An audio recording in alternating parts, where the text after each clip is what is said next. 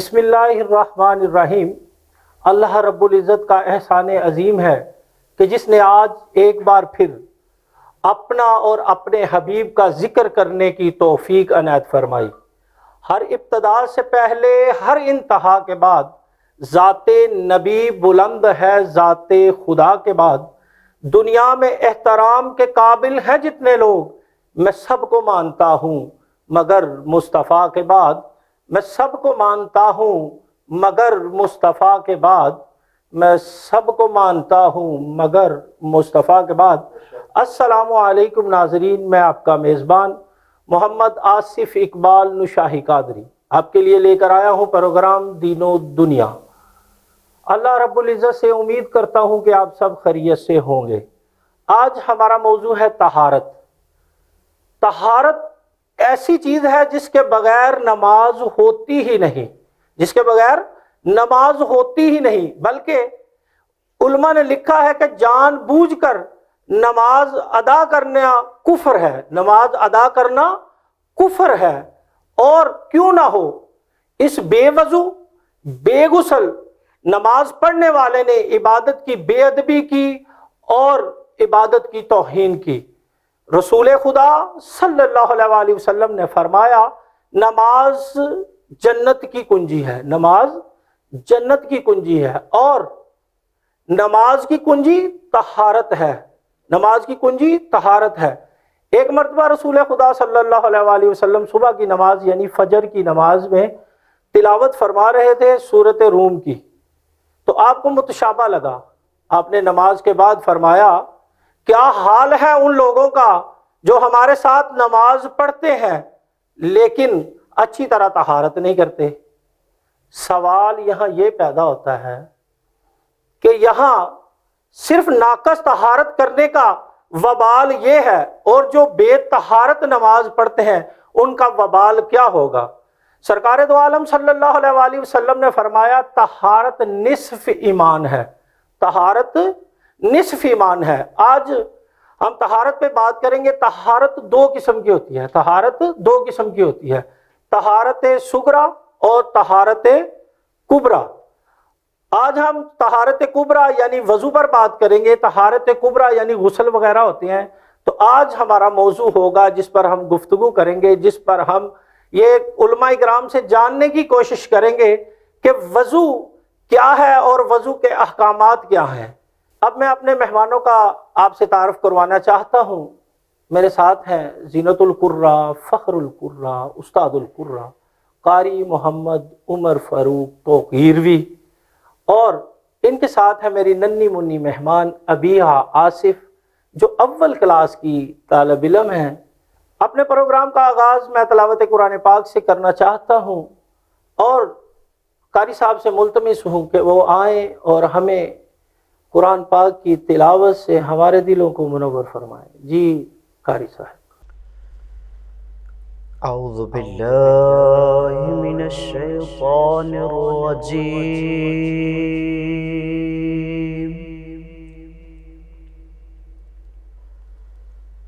بسم اللہ الرحمن الرحیم،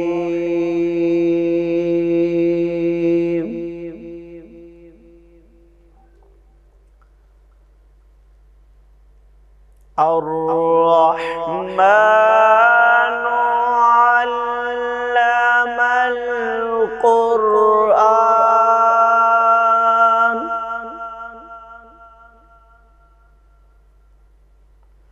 خلق الانسان علمه البیان،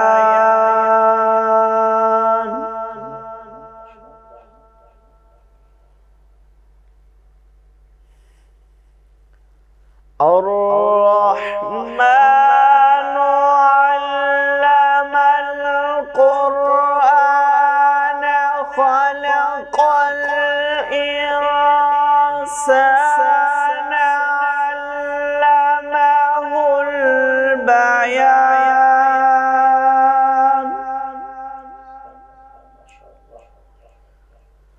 الشمس والقمر بحسبان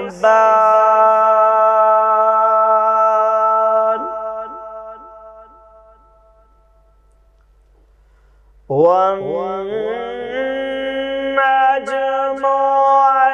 والشجر يسجدان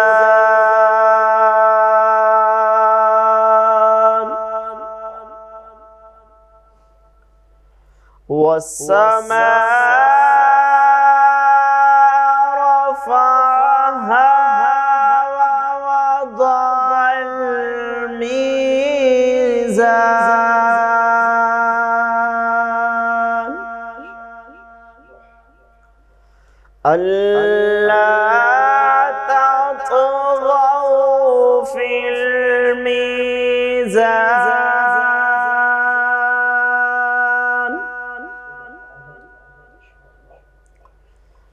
بسم الله الرحمن الرحيم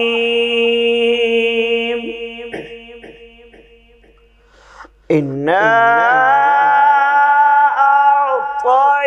أعطيناك الكوثر فصل لربك وانحر إن شانئك هو الأبتر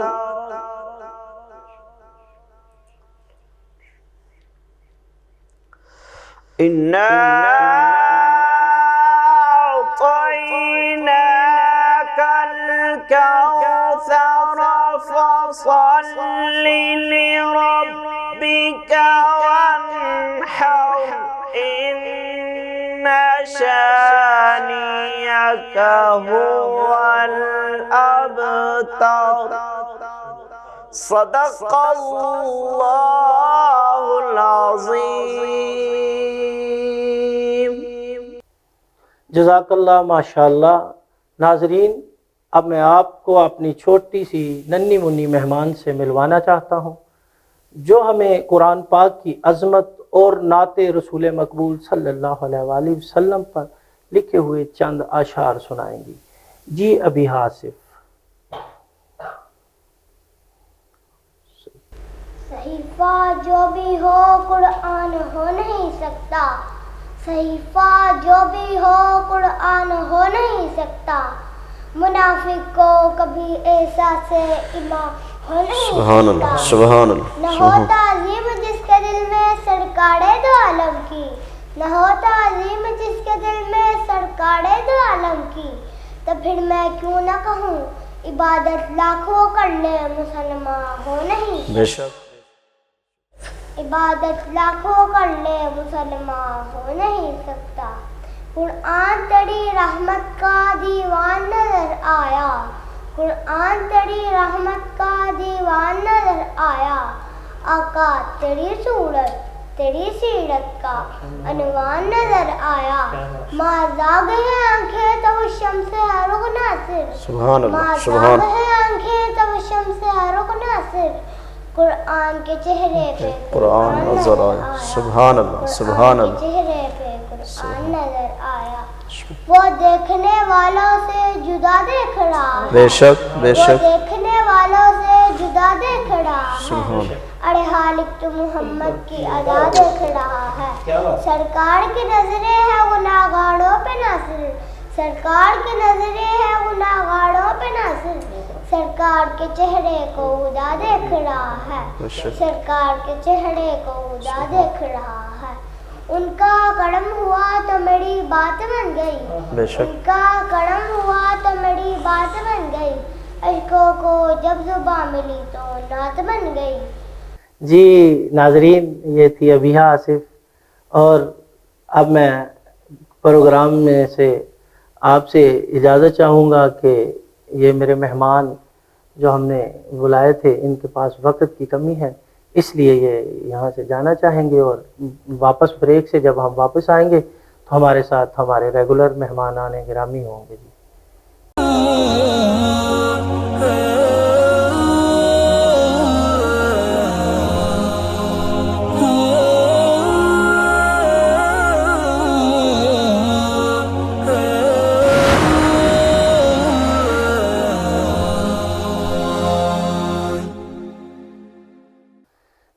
کا آغاز دوبارہ سے ہم حمد باری تعالیٰ سے کریں گے، اور مجاہد بھائی سے گزارش کروں گا کہ وہ حمد باری تعالیٰ سے ہمارے دلوں کو منور فرمائے۔ صلی اللہ علیہ یا رسول اللہ وسلم علیہ یا حبیب اللہ۔ بگڑے سارے کم بنودا اللہ بگڑے سارے کم بنودا اللہ اللہ بگڑے سارے کم بنودا اللہ سارے آدھی گل بنودا اللہ بگڑے سارے کم بنودا اللہ مینو یاد تو کر میں تینو یاد کرا یاد کرا مینو یاد تو کر میں تینو یاد کرا وچ قرآن تے خود فرماؤندا اللہ کیا بات ہے، سبحان اللہ، ماشاءاللہ۔ بگڑے سارے کم بنودا اللہ بگڑے سارے کم بنودا اللہ بندہ پاوے کنا بھی گناہگار ہووے گناہگار ہووے بندہ پاوے کنا بھی گناہگار ہووے بندے اتے کرم کمودا اللہ بگڑے سارے کم بنودا اللہ بگڑے سارے کم بنودا اللہ پتھر دے وچ کیڑیاں نوں بھی فکر نہیں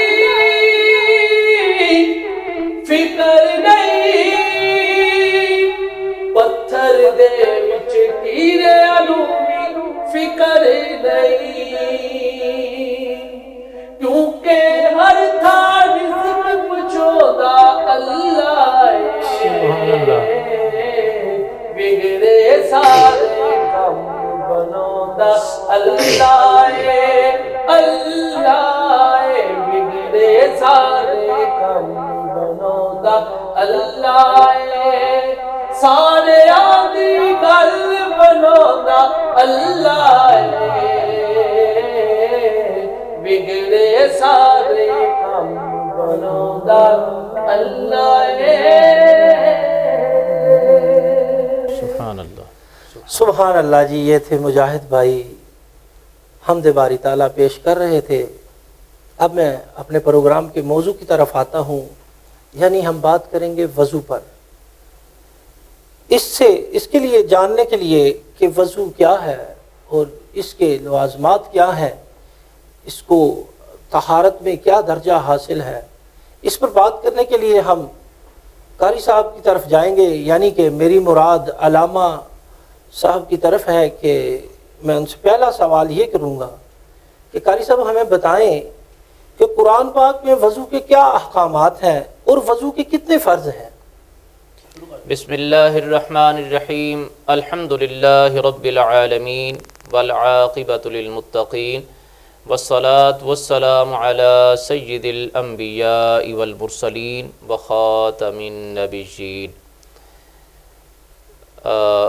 وضو کے حوالے سے قرآن مجید میں فرقان حمید کی سورۃ المائدہ کے اندر آیت نمبر 6 میں اللہ تعالیٰ نے وضو کے حوالے سے ارشاد فرمایا کہ اعوذ باللہ من الشیطان الرجیم بسم اللہ الرحمن الرحیم یا ایھا الذین آمنوا اذا قمتم الی الصلاۃ فاغسلوا وجوہکم وایدیکم الی المرافق وامسحوا برؤوسکم وارجلکم الی الکعبین۔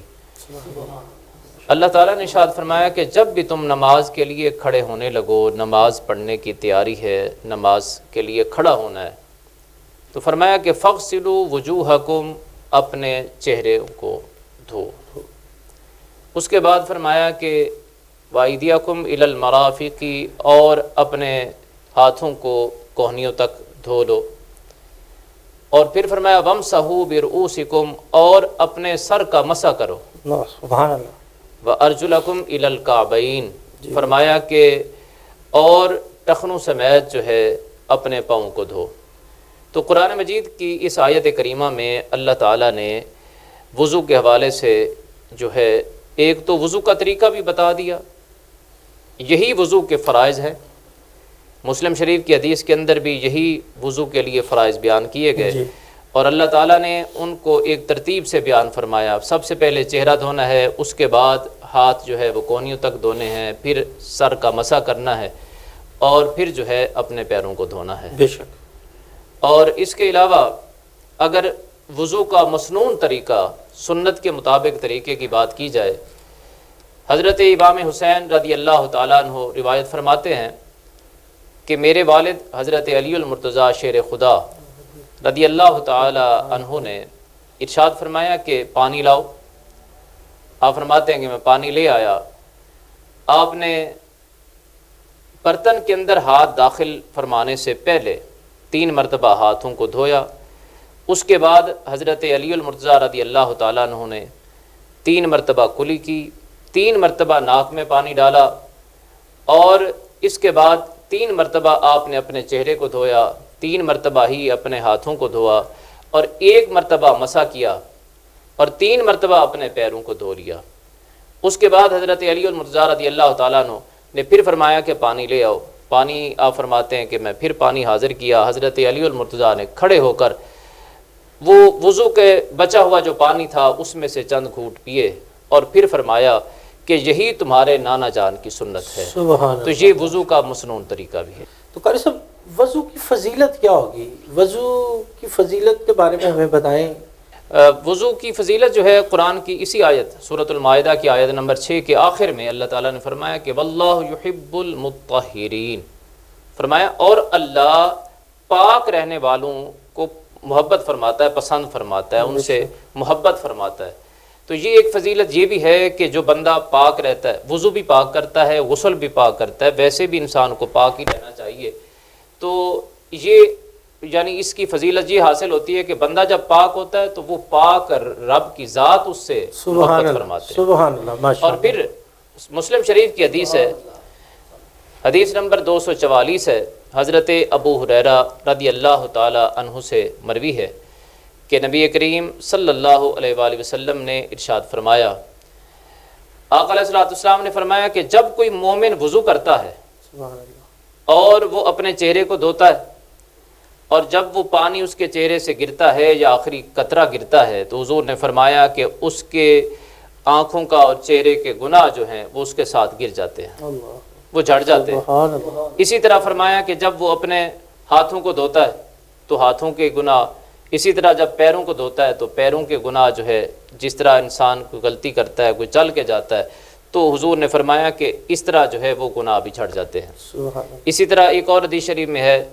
کہ حضرت ابو ہریرہ رضی اللہ تعالی عنہ سے ہی مروی ہے کہ نبی کریم صلی اللہ علیہ وآلہ وسلم نے ارشاد فرمایا کہ وضو کرنے والا جب وضو کرتا ہے تو وضو کے اندر انسان کو پاکیزگی حاصل ہوتی ہے، تو جب بندہ وضو کر لیتا ہے تو اس بندے کو اللہ تعالیٰ کا قرب حاصل ہوتا ہے۔ سبحان اللہ۔ جی قاری صاحب، اس میں ایک بات پوچھنا چاہتا ہوں کہ اکثر ہم دیکھتے ہیں کہ لوگ آتے ہیں، جلدی جلدی سے وضو کرنا شروع کیا، اور اس کو دیکھتے ہیں کہ آئے بھاگے بھاگے آئے، جلدی جلدی وضو کیا، تو بسم اللہ شریف بھی ان کو پڑھنا یاد نہیں ہوتی۔ تو اس کے بارے میں بتائیں کہ اگر وضو سے پہلے بسم اللہ ہم نہیں پڑھتے تو اس کے بارے میں کیا حکم ہے ہمیں؟ جی بالکل، ترمذی شریف کے اندر اور ابن ماجہ کے اندر دونوں سیاستہ کی حدیث کی کتابیں ہیں۔ حضرت سعید بن زید رضی اللہ تعالیٰ عنہ سے روایت ہے کہ نبی کریم صلی اللہ علیہ وآلہ وسلم نے ارشاد فرمایا کہ جس نے وضو کے ابتدا میں شروع میں بسم اللہ نہیں پڑھی اس کا وضو نہیں ہے، یعنی اس کا وضو کامل نہیں ہے۔ اللہ اکبر۔ اور اسی طرح حضرت عبداللہ بن مسعود رضی اللہ تعالیٰ عنہ سے روایت ہے، دارقطنی کی حدیث ہے، کہ نبی کریم صلی اللہ علیہ وآلہ وسلم نے ارشاد فرمایا کہ جس نے بسم اللہ الرحمن الرحیم پڑھا اور یہ کہہ کر اس نے وضو کی ابتدا کی تو اس کا سر سے لے کر پاؤں تک جو ہے سارا بدن پاک ہے، اور اگر بسم اللہ کے بغیر وضو کرے گا تو پھر جو اعضاء دھوئے گا صرف وہی پاک ہے۔ اللہ تو اکبر۔ بسم اللہ کی یہ فضیلت ہے کہ انسان دھوتا تو صرف 4 اعضاء کو ہے لیکن وہ پاک سارا ہو جاتا ہے۔ جی ماشاءاللہ ماشاءاللہ۔ تو ناظرین اب ہم چلتے ہیں مجاہد کرامت علی امتی حیدری صاحب کے پاس کہ وہ نعت رسول مقبول صلی اللہ علیہ وآلہ وسلم سے ہمارے دلوں کو منور فرمائیں۔ جی مجاہد بھائی ہمیں کوئی پیاری سی سرکار کی نعت سنائیں۔ ان کا منگتا ہوں جو منگتا نہیں ہونے دیتے، سبحان ان کا منگتا بے شک بے شک۔ ان کا منگتا ہوں جو منگتا نہیں ہونے دیتے، میرے آقا ہمیں رسوا نہیں ہونے دیتے، میرے آقا میرے آقا بے شک۔ میرے آقا میرے آقا میرے آقا ہمیں رسوا نہیں ہونے دیتے۔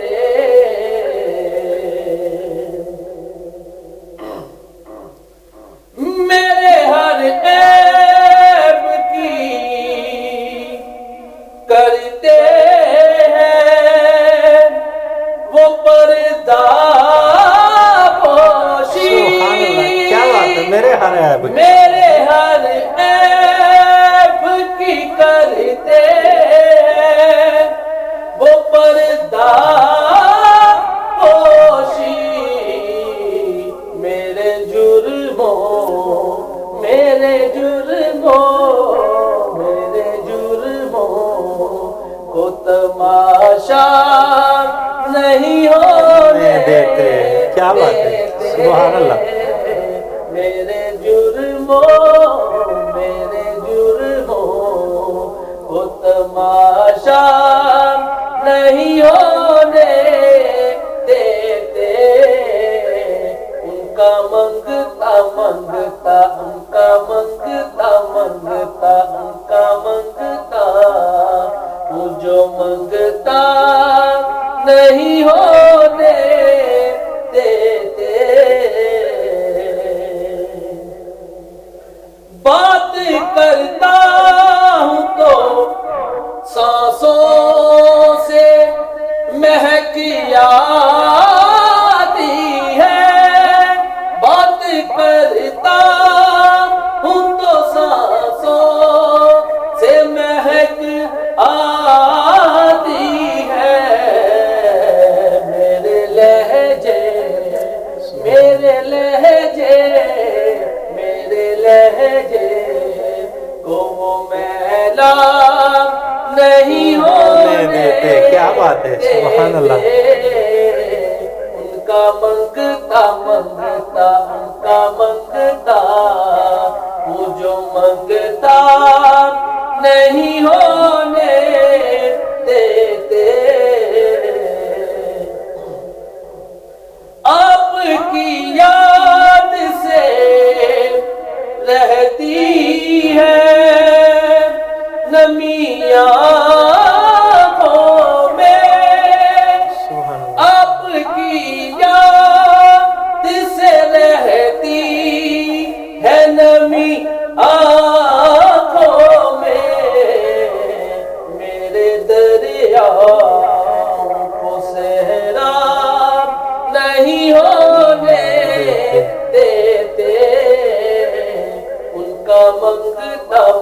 मांगता हूँ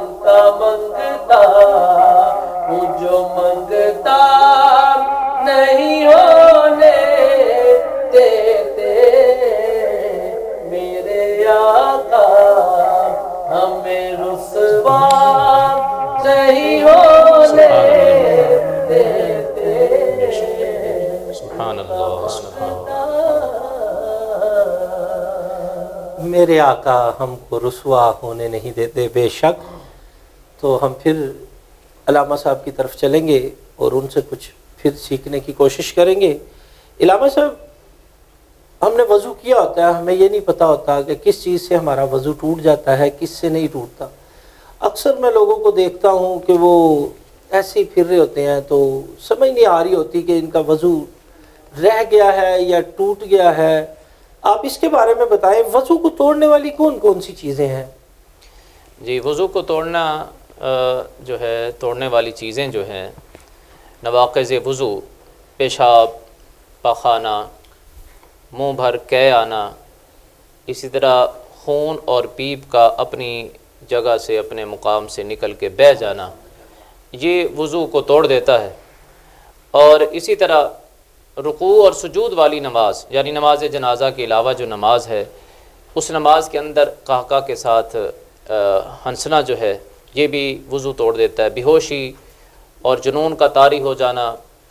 और इसी तरह अगर कोई बंदा माजूर था, चूँकि एक नमाज के वक्त में उसने वज़ू करना है और फिर अगली नमाज का जब वक्त दाखिल होगा तो उसका वज़ू का टूट जाना, ये सारी वो चीज़ें हैं कि जो नवाक़िज़ वज़ू हैं, इनसे वज़ू टूट जाता है। अच्छा कारी साहब, एक चीज़ मैं आपसे स्पेशली पूछना चाहूँगा कि हम जाते हैं मस्जिद में तो या किसी ऐसी जगह पे महफिल में, तो लोग टेक लगा के सोए होते हैं। उसके बारे में क्या हुक्म है कि फिर वो उठते हैं, उसी तरह नमाज़ पढ़ना शुरू कर देते हैं या अपनी इबादत की तरफ मसरूफ़ हो जाते हैं, तो इसके बारे में क्या हुक्म है? जी, तिरमिज़ी शरीफ के अंदर हदीस है, हज़रत अब्दुल्ला बिन अब्बास रज़ी अल्लाह ताला अन्हु फरमाते हैं कि अगर कोई बंदा टेक लगा के अगर वो सोएगा और उसे नींद आ जाएगी तो उसका वज़ू टूट जाएगा। अगर बंदा जो है सीधा बैठा है और उसमें उसे ऊँग जो है आ रही है और नींद आ रही है, उस ऊँग और नींद के अंदर अगर वो गिरे ना और वैसे जो है वो ऊँग आ रही हो तो इससे वज़ू नहीं टूटेगा। अगर गिर जाएगा तो उसका वज़ू भी टूट जाएगा। माशाल्लाह। अच्छा, हर नमाज के लिए वज़ू करना ज़रूरी होता है या एक ही वज़ू से हम कई नमाजें पढ़ सकते हैं? हर नमाज के लिए वज़ू की ज़रूरत नहीं है। फ़तह मक्का के दिन नबी करीम सल्लल्लाहु अलैहि वसल्लम ने एक वज़ू के साथ जो है वो ज़्यादा नमाज़ें पढ़ी हैं। हज़रत उमर बिन ख़त्ताब रज़ी अल्लाह ताला अन्हु ने अर्ज़ की कि या रसूल अल्लाह सल्लल्लाहु अलैहि वसल्लम, आका आज मैंने वो अमल देखा जो इससे पहले नहीं देखा। तो आका अलैहिस्सलातु वस्सलाम ने इरशाद फरमाया कि मैंने ये इरादतन किया, यानी लोगों पर वाज़े करने के लिए, मसला वाज़े हो जाए कि एक वज़ू के साथ कई नमाजें भी पढ़ी जा सकती हैं। तो इसलिए नबी करीम सल्लल्लाहु अलैहि वसल्लम की सुन्नत से साबित है कि इसी तरह हज़रत इमाम बुखारी रहमतुल्लाह ताला अलैह ने बुखारी शरीफ के अंदर हज़रत सुवैद से रज़ी अल्लाह ताला अन्हु से रिवायत किया कि आका अलैहिस्सलातु वस्सलाम ने असर की नमाज के वज़ू के साथ मगरिब की नमाज भी पढ़ाई है। तो एक वज़ू के साथ कई नमाजें, तिलावत और नवाफिल अदा किए जा सकते हैं। माशाल्लाह जी, जिस तरह कारी साहब फरमा रहे हैं ना, मैंने ये सुनता गया, मेरे जहन में ये बातें आती रहीं कि आजकल जो कोरोना का चल रहा है ना सिनेरियो, उसमें वो बार बार कह रहे हैं अपने हाथ धोएं, अपने नाक को साफ़ रखें, अपने गले को साफ़ रखें। तो मेरे आका करीम सल्लल्लाहु अलैहि वसल्लम ने 1400 साल पहले ही ये हमें बता दिया कि मुसलमान किस तरह साफ़ रहेंगे और जो मुझे मानने वाला होगा वो किस तरह इन बीमारियों से भी बच सकेगा और अल्लाह ताला के भी करीब हो सकेगा। बेशक। तो कारी साहब, मैं आपसे एक और सवाल इसी मद में करना चाहता हूँ कि मिसवाक करते हैं हम वज़ू में जी, तो उसकी क्या फजीलत है और मिसवाक का किस तरह करना, किस हाथ में पकड़ के, कैसे वो सुन्नत के तरीका के मुताबिक है? जी, मिसवाक जो है नबी करीम सल्लल्लाहु अलैहि वसल्लम ने इरशाद फरमाया, मुस्लिम शरीफ के अंदर हदीस मौजूद है, हदीस नंबर 252 है।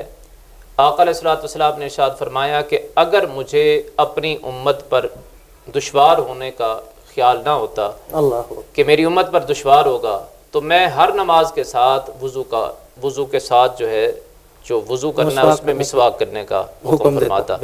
اسی طرح بیہقی کے اندر سنن الکبریٰ کے اندر حدیث موجود ہے، حضرت عائشہ صدیقہ ام المومنین رضی اللہ تعالی عنہا فرماتی ہیں کہ نبی کریم صلی اللہ علیہ وآلہ وسلم نے ارشاد فرمایا کہ وہ وضو کہ جس میں مسواک کیا جائے پھر اس کے ساتھ نماز ادا کی جائے تو اس نماز کو 70 درجے اس نماز پر افضلیت اور فوقیت حاصل ہے کہ جس نماز کا وضو ایسا تھا کہ جس میں مسواک نہیں کیا گیا۔ سبحان اللہ، ماشاءاللہ، یعنی کہ افضل وضو ہے وہ جی بے شک، جو مسواک کے ساتھ کیا جائے، 70 درجے تک جو ہے اس کو افضلیت حاصل ہے اس جاری نماز کو کہ جس نماز کے وضو میں مسواک کیا گیا۔ جی ناظرین، آپ نے دیکھا کہ مسواک کرنے کے کتنے فائدے ہیں، تو اللہ تعالی ہمیں توفیق عطا فرمائے کہ ہم اس طرح کا کامل وضو کر کے اپنی نماز ادا کر سکیں۔ جی قاری صاحب، آپ نے مسواک کی بات کی، اس کی فضیلت کی بات کی، تو آج کل ہمارے گھروں میں پیسٹ ہوتا ہے، ٹوتھ پیسٹ ہوتے ہیں اور طرح طرح کی چیزیں ہوتی ہیں جس سے ہم اپنے دانتوں کو صاف کر لیتے ہیں، کیا ہم اس کو استعمال کر سکتے ہیں اور یہ فضیلت پا سکتے ہیں؟ بے شک، بیہقی کے اندر حدیث شریف موجود ہے، حضرت انس بن مالک رضی اللہ تعالیٰ عنہ سے مروی ہے، نبی کریم صلی اللہ علیہ وآلہ وسلم نے ارشاد فرمایا کہ تمہاری انگلیاں مسواک کے قائم مقام ہیں۔ بے شک، تو اصل میں مقصد جو ہے وہ لکڑی کی مسواک ہونا ضروری نہیں ہے، اصل مقصد ہے دانتوں کا صاف ہونا۔ نبی کریم صلی اللہ علیہ وآلہ وسلم جب صبح اٹھتے تب بھی آپ مسواک فرماتے، حدیث شریف کے اندر حوالہ موجود ہے۔ حضرت عائشہ صدیقہ رضی اللہ تعالی عنہا سے جب پوچھا گیا کہ ام المومنین، آقا جب گھر تشریف لاتے ہیں تو سب سے پہلا کام آپ نے فرمایا کہ حضور سب سے پہلے مسواک فرماتے تھے۔ سبحان اللہ۔ تو آقا علیہ السلام نے چونکہ مسواک کی بڑی فضیلت بتائی ہے، اس میں انگلیوں کو قائم مقام قرار دینا اس طرف اشارہ ہے کہ دانت صاف کرنے ہیں وہ آپ ٹوتھ پیسٹ استعمال کریں، ٹوتھ برش استعمال کریں، آپ انگلیاں استعمال کریں، آپ کیکر کی لکڑی استعمال کریں، کسی اور درخت کی لکڑی کو استعمال کرتے ہیں، کھجور استعمال کرتے ہیں، تو مقصد ہے دانتوں کا صاف کرنا۔ اگر ٹوتھ برش کے ساتھ کوئی ٹوتھ پیسٹ استعمال کرے گا تو انشاءاللہ اسے بھی سنت کا ہی ثواب اور اجر عطا کیا جائے گا۔ جی ناظرین، قاری صاحب نے جس طرح فرمایا کہ صفائی درکار ہے یہاں پہ، تو جس طرح بھی دانتوں کو صاف کیا جائے، صاف ہونے چاہیے، یہ ہمیں سنت کا ہی درجہ ملے گا اس سے۔ قاری صاحب، آج کل جدت کا زمانہ ہے، سائنس کا زمانہ ہے، کبھی کسی کا دانت ٹوٹ جائے تو اپنا دانت لگوا لیتے ہیں۔ اب وضو میں اس دانت کے بارے میں کیا حکم ہے کہ اگر وہ نقلی لگا ہوا ہے یا آرٹیفیشل لگا ہوا ہے تو اس میں ہمیں کیا حکم ہے؟ جس میں دانت جو ہے وہ دو طریقے سے لگتے ہیں۔ ایک دانت وہ ہیں کہ جو فکس لگتے ہیں، جی، انہیں تار کے ساتھ کسی چیز کے ساتھ بالکل فکس کر دیا جاتا ہے، تو ایسے دانت جو ہے صرف دانتوں تک پانی کا پہنچ جانا اور پہنچانا ہی کافی ہے، نیچے جلد تک پہنچانا لازمی نہیں۔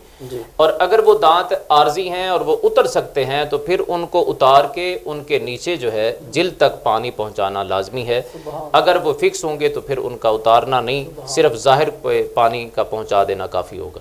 قاری صاحب، ہماری مائیں بہنیں جو گھروں میں ہیں وہ کیا کرتی ہیں کہ بڑے بڑے ناخن رکھ لیتی ہیں، اور کیا ان کے ناخنوں کی وجہ سے ان کے وضو میں کوئی ہڈل تو نہیں آتی، کوئی اس طرح کا معاملہ تو نہیں پیش ہوتا کہ ان کا وضو ہی نہیں ہوتا یا کامل نہیں ہوتا؟ جی، اگر ناخن بہت زیادہ بڑے ہوں اور چونکہ ناخن کے نیچے جو جلد ہے جہاں سے ناخن شروع ہوتا ہے، جی، اس جگہ پر کوئی گرد مٹی جو ہے کوئی چیز جو ہے اس میں آ جاتی ہے اور وہاں تک پانی نہیں پہنچتا تو پھر وضو نہیں ہوگا، چونکہ جو آزاد ہونے ہیں ہر عضو تک پانی پہنچانا اور پہنچنا لازمی ہے۔ تو اس لیے اگر اتنا بڑا ناخن ہے اور اس کے اندر جو ہے نیچے اس کے گرد مٹی وغیرہ جو ہے رکی ہے، یا آٹا یا کوئی چیز اس طرح کی خواتین کا جو کام ہے اس حوالے سے، اور پانی نہیں پہنچے گا تو وضو نہیں ہوگا، اگر پانی پہنچ جائے گا تو وضو ہو جائے گا۔ اس کا مطلب ہے کہ ان کو کاٹ لینا ہی بہتر ہے تاکہ ہماری عبادت میں کوئی خلل نہ آئے، ہماری طہارت میں کوئی خلل نہ آئے۔ تو قاری صاحب، ایک اور سوال، بڑا اہم سوال ہے یہ بھی ہماری ماؤں بہنوں سے ہی ریلیٹڈ ہے کہ انہوں نے نیل پالش لگائی ہوتی ہے یا ناخنوں پر مہندی لگائی ہوتی ہے، تو ان دونوں کے بارے میں کیا فرق ہے اور کس طرح اس کے احکام ہیں؟ جس میں یہ ہے کہ مہندی جو ہے وہ اصل میں ایک رنگ چھوڑتی ہے اور تہ نہیں چھوڑتی، اور رنگ جو ہے اس میں رنگ کی وجہ سے پانی پہنچ جاتا ہے، جی، اور نیل پالش جو ہے وہ چونکہ تہہ بن جاتی ہے اور اس کے نیچے جو ہے ناخن تک پانی نہیں پہنچتا، تو اس لیے علماء نے اس پر یہ فتویٰ دیا کہ اگر پانی نہیں پہنچتا اور وہ صحیح طور پر ظاہر ہے کہ جسم کا وہ حصہ جو ہے وضو کے اندر شامل ہے اور نہیں دھلتا تو وہ وضو نہیں ہوتا۔ ہاں ابھی کچھ عرصہ پہلے سننے میں آیا کہ اب کوئی نیل پالش اس انداز میں آئی ہے کہ جس کے اندر سے پانی سرایت کر جاتا ہے، اور اگر واقعی ایسا ہو تو اس کے ساتھ وضو ہو جائے گا۔ جی ہاں یہ ہے، ناظرین، ایک چھوٹی سی بات اس میں یہ ایک بھی شامل کر لیں کہ اس نیل پالش میں اگر پانی سرایت کرے گا تو وضو ہو جائے گا، لیکن یہ یاد رکھنا چاہیے نیل پالش وہ پہلے جو موجود تھی جس سے پانی نہیں گزرتا تھا وہ ہو یا یہ ہو، اگر ان کے اندر بذات خود کوئی چیز حرام شامل ہو تو پھر بھی وضو نہیں ہوگا۔ جی بے شک۔